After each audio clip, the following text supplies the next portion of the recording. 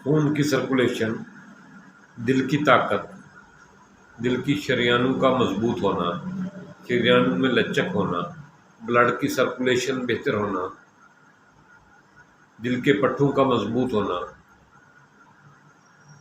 ایک نسخہ آپ کے ساتھ آج شیئر کرنے لگا ہوں۔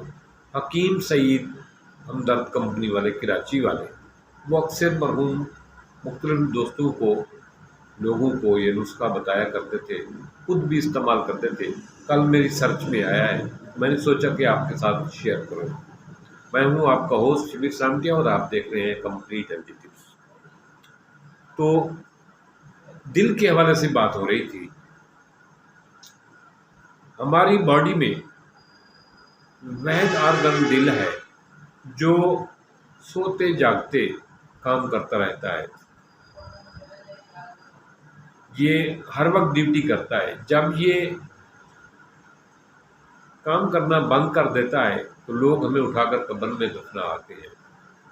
تو ہمیں اس پیارے دوست کا ہر وقت خیال رکھنا ضروری ہے۔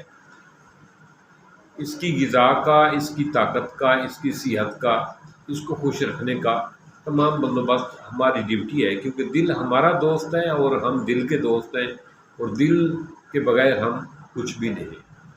تو حکیم سعید اپنے مہربانوں کو ایک نسخہ بتایا کرتے تھے، وہ خود بھی استعمال کرتے تھے۔ بہت لاجواب سا ہے، آسان سا ہے۔ گھر میں، کچن میں، جس طرح میں بتاتا ہوں کہ آپ کے کچن سے متعلقہ چیزیں جو ہے نا، اکثر میں آپ کے ساتھ شیئر کرتا رہتا ہوں کہ ایسی چیزیں جو آپ کے کچن میں موجود ہیں ان کو آپ کیسے استعمال کر کے اپنی صحت کو بہتر بنا سکتے ہیں۔ اس میں ہے لہسن کے 3 جوے لیں، یعنی لہسن کی پھلیاں 3 لیں، ان کو چھیل لیں اور بریک کتر لیں۔ کلونجی کا 1 چمچ کا چھٹا حصہ، کلونجی 1 چمچ کا چھٹا حصہ، اور 1 پتا پان کا عام پان جو کھاتے ہیں اس کا 1 ثابت پتا جو ہے وہ لے لیں، اور 1 ادرک کا ٹکڑا 1 انگلی کے پوٹے کے برابر اتنا کا، یعنی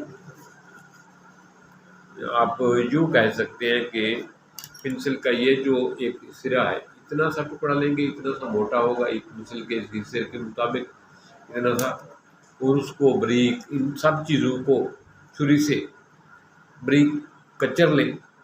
اتنا بریک کچریں کہ لہسن بھی بریک ہو جائے اور کلونجی کو بھی کٹ لگیں، کلونجی پہ بھی اس کو بھی تھوڑے سے کٹ لگیں، وہ بھی 2 حصے میں ہو جائے، اور پان کا پتا وہ بھی کچرے کچرے ہو جائے، اور اسی طرح ادرک کا وہ ٹکڑا وہ بھی کچرے کچرے ہو جائے۔